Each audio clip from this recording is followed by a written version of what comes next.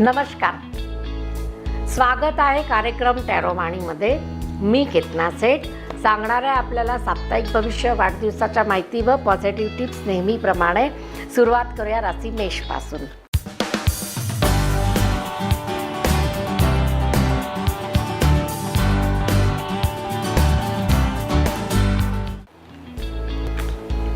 मेष राशीला demand आणि रिस्पेक्टचं card आलेलं आहे.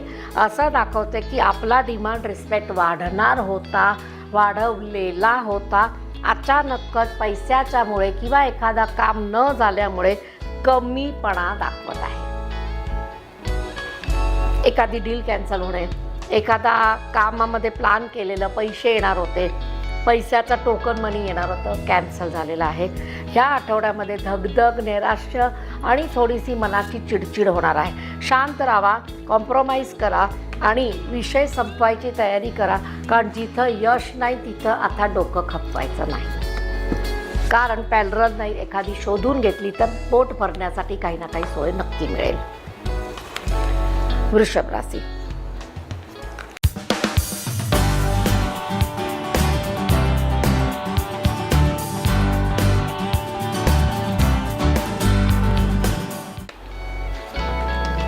वृषभ राशीला travel card plus strength card आहे. हे स्ट्रेंथ कार्ड आणि हे लव कार्ड हे दोन्ही जेव्हा एकत्र येतात तेव्हा 7-8 नंबरची एनर्जी शनीची एनर्जी आहे. म्हणजे गुरुचं कार्ड, शनीचं कार्ड एकत्र येणं ज्ञानामध्ये भर पाडणारं कार्ड आहे. तुमच्या ज्ञानामध्ये भर पडेल अशा काही घटना घडेल. एखादी कॉम्पिटिटिव्ह एक्झाम तुम्ही देणार असाल तर तिथं तुम्हाला मोठं यश मिळेल. आणि ज्यांना गुरुची शोध आहे की आम्हाला एखाद्या कामासाठी, ट्युशनसाठी, मुलामुलींच्या अभ्यासासाठी जर गुरुची शोध आहे तर या आठवड्यात संपणार आहे. तुम्ही फास्ट सर्चिंगमध्ये जावा, नक्की मिळेल. दुसरी गोष्ट, हेल्पिंग पीपल तुमच्या आयुष्यामध्ये अवतीभोवती या आठवड्यात दिसणार आहे. हरवलेले मित्र, हरवलेली वस्तू, हरवलेलं धन किंवा एखादं नातं या आठवड्यात परत जुळेल. म्हणजे तुमचं काही लोकांबरोबर वादविवाद असेल, अबोला असेल तर ते परत मैत्रीमध्ये, मिठासमध्ये चालू होताना दिसत आहे. मिथुन राशी.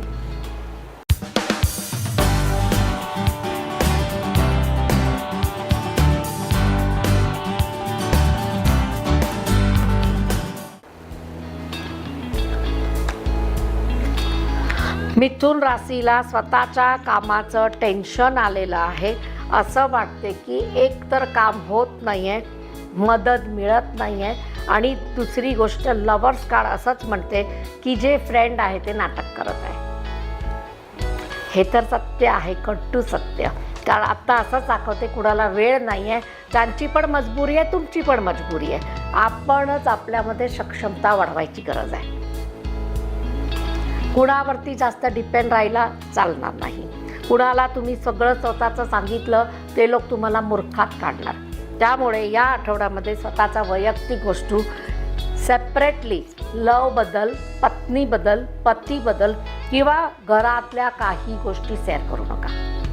हे सूचना आहे. कंपल्सरी पाळा, नाहीतर हेवी लोड कार्ड असंच म्हणते की एका गोष्टीला मिर्च मसाला लावून मार्केटमध्ये कुठेही पोचू शकते.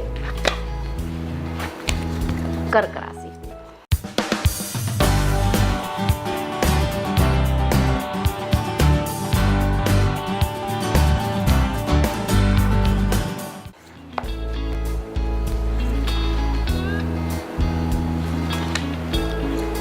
कर्क राशीला फ्रस्ट्रेशन ब्रेक करण्याची वेळ आली आहे. म्हणजे असं दाखवते की तुम्ही तुमच्या विचाराला थारा द्या. नॉनस्टॉप निगेटिव्ह थिंकिंग, नॉनस्टॉप नाचा पाडा आणि नॉनस्टॉप मनीचं रिस्ट्रिक्शन. इथं मनी रिस्ट्रिक्शन कार्ड आहे, हे आर्ग्युमेंटचं कार्ड आहे आणि हे म्हणते की मनी रिलेटेड. म्हणजे कार्डची स्टोरी अशीच आहे. या आठवड्यामध्ये मनी रिलेटेड घरामध्ये वादविवाद होऊ शकतो. ज्याला करायचं आहे ते करणारच आहे, समोर उत्तर द्यायचं नाही. परिस्थिती आहे, आलेली आहे, आठवडा आहे, निघून जाणार. यंग मुला-मुलीचेच वाद पैशासाठी घरामध्ये दिसत आहे, ते पण क्लिअर आहे. कोण करणार हे पण सांगते. यंग मुला मुली त्यांचा काही शॉकसाठी, पार्टीसाठी किंवा लोकांना दाखवायसाठी एखाद्या मोबाईल गॅजेटसाठी होणार आहे. पेशन्स ठेवा, हे आठवडा आहे, निघून जाणार, ते पण शांत, तुम्ही पण शांत. सिंह राशी.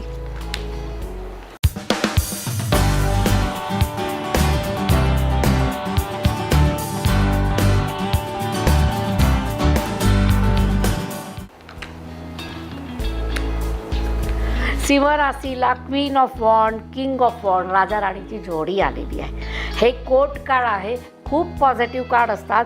एखादं महत्त्वाचं काम तटलं असेल, ते राजकीय असेल, आर्थिक असेल, सत्ताबद्दल असेल किंवा सन्मानाबद्दल असेल, त्याच्यातनं यश तुम्हाला मिळताना दिसत आहे आणि फार पॉझिटिव्ह होणार आहे.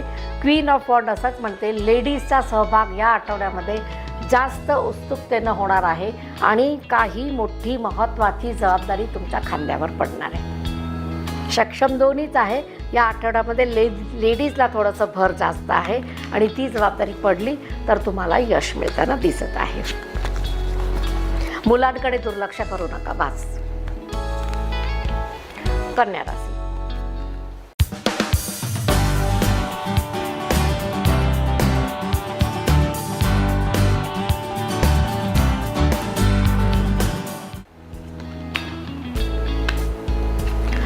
कन्या राशीला कप्स कार्ड आहे आणि emotion up and down card आहे. म्हणजे तुमच्या घरामध्ये काही अशा परिस्थितीमध्ये निर्णय घेताना इमोशन अप अँड डाऊन होणार आहे. एखादं स्थळ आवडलं आहे, नाही आवडलं आहे, एखादी व्यक्ती आवडली आहे, नाही आवडली आहे, एखादी वस्तुस्थितीकडे तुम्हाला जायचं आहे, नाही जायचं आहे, काही लोकांची मत हो आहे, काही लोकांची नाही, त्याच्यामध्ये तुमचा इमोशन अप अँड डाऊन होणार आहे. मग घरची व्यक्ती आहे, समजून घ्या, मधला रस्ता काढा, तडजोड करा. दुसरी गोष्ट, लग्नासाठी या आठवड्यामध्ये जर एखादा रिश्ता आला, चौकशी केली नाही तर नुकसान फिक्स आहे. हे नंतरचं इमोशन आहे की अप अँड डाऊन परत होणार. म्हणजे बिन चौकशी कुठलाही रिश्ता या आठवड्यामध्ये फिक्स करायचा नाही. वेळ घ्या, चौकशी करा, त्याच्यानंतर पुढे जावा. तुला राशी.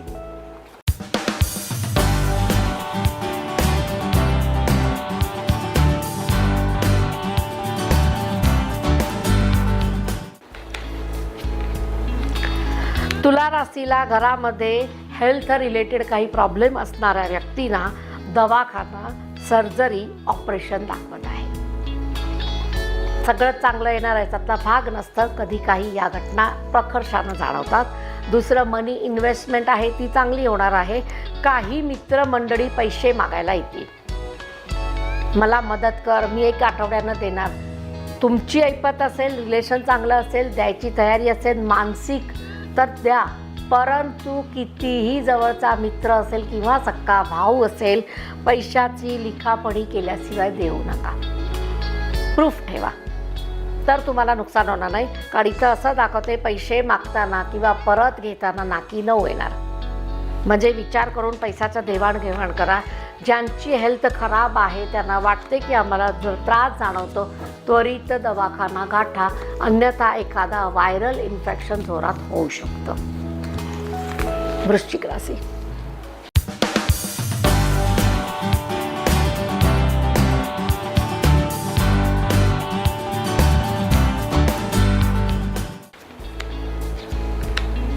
वृश्चिक राशीला ट्रॅव्हल, इथून ट्रॅव्हल ते डायरेक्ट फॉरेन कार्ड आहे. मग काही अपॉर्च्युनिटी आल्या असेल, फिरायला जायचा प्लॅन असेल, बिझनेस मीटिंग असेल, ट्रॅव्हल नक्की होणार आहे. पॉझिटिव्ह ट्रॅव्हल आहे. दुसरी गोष्ट, वास्तूमध्ये जे काय प्रश्न तुमचे अडकलेले आहे, सुटत नाही आहे, कर्ज भागत नाही आहे किंवा तुमच्या वास्तूमध्ये दोष जाणवत आहे, प्रत्येकाला पूर्ण 100% वास्तू मिळत नाही, तर तुम्हाला थोडा दोष जाणवत असेल, काही रेमेडीज करणं गरजेचं राहील. कारण इथं पैसा फसताना दिसत आहे. बरकत आपण जे म्हणतो ते या घरामध्ये होत नाही आहे असं जर जाणवत असेल, पर्सनल एक कॉल करून रेमेडी विचारून घ्या. धनुराशी.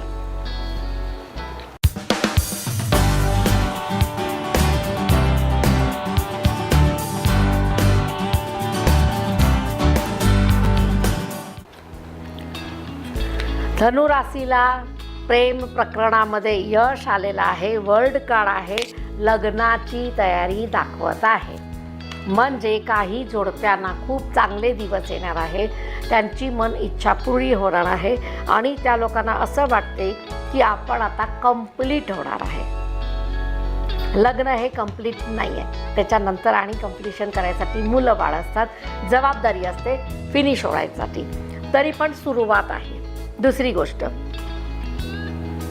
विदेशी व्यापार, विदेशी इन्कम किंवा घरी बसून विदेशी काम मिळण्याची पूर्ण तयारी आहे. जे लोक सोशल मीडियामध्ये ॲक्टिव्ह आहे त्या लोकांना जास्त चान्सेस आहे काही ना काही पैसे कमवण्याची मोठी संधी मिळत आहे. मग ते सर्च करा, गरज आहे तेवढं तुम्हाला मिळूनच जाईल.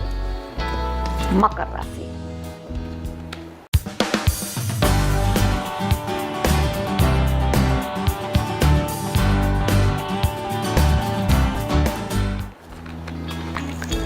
मकर राशीला कामामधनं रिलीफ मिळताना दिसत आहे.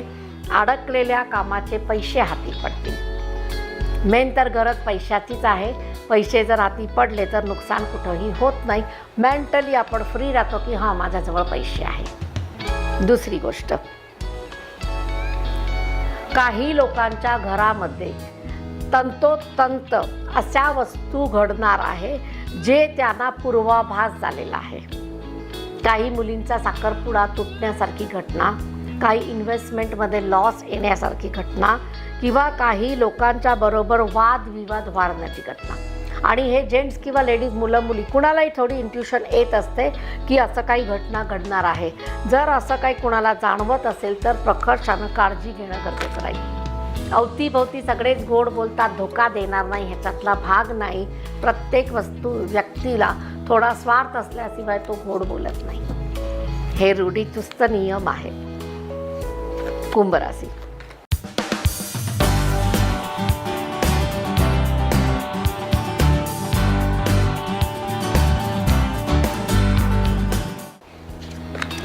कुंभ राशीला आपल्या घराचा वास्तूमध्ये काही बदल करायचे आहे. बरोबर पाण्याच्या जागेला काही मोठा दोष तयार झाला आहे.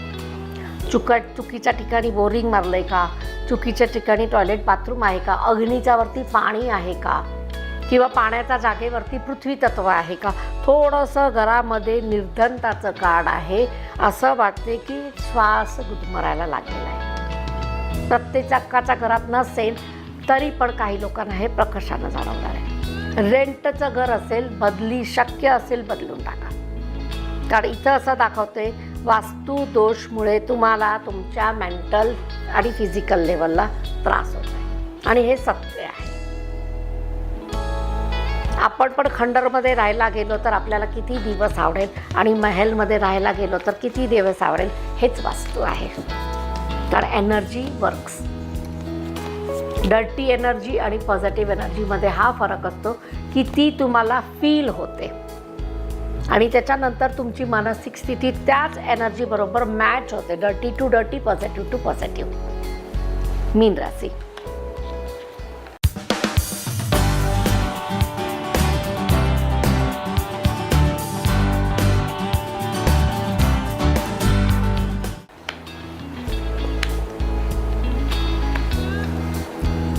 मीन राशीला पण हेच आलेलं आहे की तुमच्या घरामध्ये वास्तूमध्ये मोठा प्रॉब्लेम आला असेल तर तुम्हाला तुमचं निराकरण करायचं आहे. काही लोकांना असं वाटते की आम्ही थोडंसं ज्ञान घेतलं, इकडं तिकडं रीलमध्ये बघितलं, छोटे मोठे उपाय केले तर ते आम्हाला सक्सेसफुल होणार आणि त्याच्यानंतर आम्ही 100% करोडपती होणार. कधीही होत नाही. कारण तुमचं भाग्य, तुमचं न्यूमरोलॉजिकल नंबर, तुमचा वास्तूचा नंबर, तुमची डेस्टिनी, तुमची रेषा, हे सगळं शास्त्र मिळून एक भाग्य तयार होते. अचानकच एखादा उपाय केला आणि तुम्ही करोडपती होणार हे कधी होणार नाही. हे चॅनल चालतात, नो प्रॉब्लेम. बाकी तुमच्या वास्तूमध्ये जर प्रॉब्लेम असेल तर त्याचं निराकरण करा. जेंट्स लोकांना या आठवड्यामध्ये पॉकेट मनीला थोडा ताण पडणार आहे.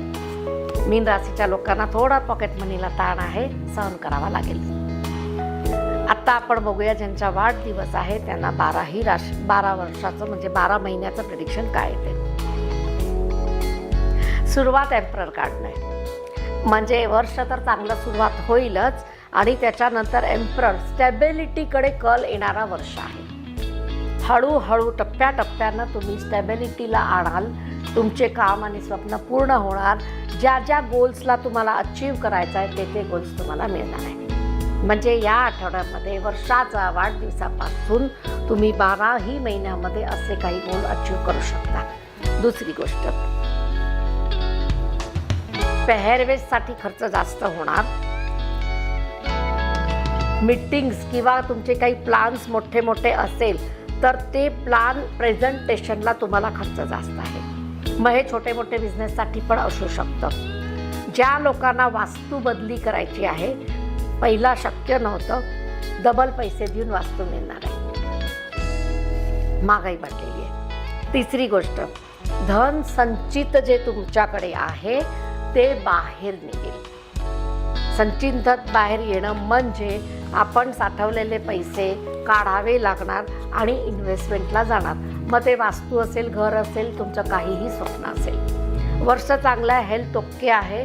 नुसतं खानपानवर संयम वर्षभरासाठी तेच ठेवायचं आहे. ओबेसिटीकडे कल आहे आणि रागीट स्वभाव मात्र चालणार नाही. 9 नंबरला पुढचं वर्ष येत आहे. तुमचं तर 12व्या महिन्यापासूनच चालू झालेलं आहे. 9 नंबर लगेचच तुम्हाला इफेक्ट करेल. शांत व्हायची तयारी करा. मेडिटेशन, प्राणायाम, योग, ध्यान, धारणा समाधान पाहिजे. आत्ता बघूया पॉझिटिव्ह टिप्स. पॉझिटिव्ह टिप्स छोटीशी देते तुम्हाला. आता काही लोकांचा कल असा झालेला आहे की आम्हाला सगळं कळतं. प्रत्येक घरामध्ये एक ज्योतिष आता तयार व्हायला लागलेला आहे, कारण ऑलरेडी सोशल मीडियावर त्याचा बूम आहे. परंतु काही वेळा चुकीच्या इंटेन्शननं जर तुम्ही तुमचा बिझनेस रन करायचं बघितलं किंवा अशा ठिकाणी अशा प्लॅटफॉर्मवरती तुम्ही जर पाऊल ठेवलं तर तुम्हाला नुकसान मोठं होतं. कारण तुम्हाला ते कार्मिक कर्म लागतात, जे तुमची क्रियाच नाही आहे. अचानकच आलंय, साधना केली नाही, काय नाही, तपस्या नाही, शिक्षण नाही आणि अचानकच 2-5 दिवसामध्ये तुम्ही जर ॲस्ट्रॉलॉजर बनत असाल तर हे तुमचं पुढचं येणारं काल खूप खराब आहे. हे फिक्स नियम आहे. किती मोठे मोठे ॲस्ट्रॉलॉजर ज्यांनी थोडी पण आपल्याबरोबर गलती केली तर त्या लोकांनी नीतिमत्ता सोडली. त्याच्यानंतर त्यांचा पिछला आयुष्य खूप त्रासात गेलेलं आहे. पायीला मोतात झालेले लोक आहेत जे करोडोमध्ये आंघोळ करत होते. म्हणजे या शास्त्राला खूप सोपं, सहज आणि सेल लागल्यासारखं कोणीही मानू नये. ह्याची पण एक साधना आहे, शक्ती आहे, भक्ती आहे. ह्याला पण काही नियम आहे. ते नियमानुसारच तुम्ही जर वागला तर तुम्ही चांगले ॲस्ट्रॉलॉजर बनू शकता. शिक्षण गरजेचं राहतं. मेहनत, अनुभव ह्या सगळ्यावरती तुम्हाला एक पारितोषिक मिळतं. परंतु नुसतं पैसे कमवण्याकडे कल किंवा लोकांच्या खिश्याकडे बघून तुम्हाला जर प्रिडिक्शन करायची सवय पडली असेल विथ गॉसिपिंग आणि सोशल नेटवर्क मार्केटिंग करून वापर करून, तर हे कर्मा जनरेट असे होतात की जे तुम्हाला नंतर त्रासदायक होतात, टिकून नाही राहत. शिक्षण घेणं कुठल्याही गोष्टीची, हे एक तर नुसतं पाठ मी म्हटलं, हे सगळे फील्डमध्ये असंच आहे.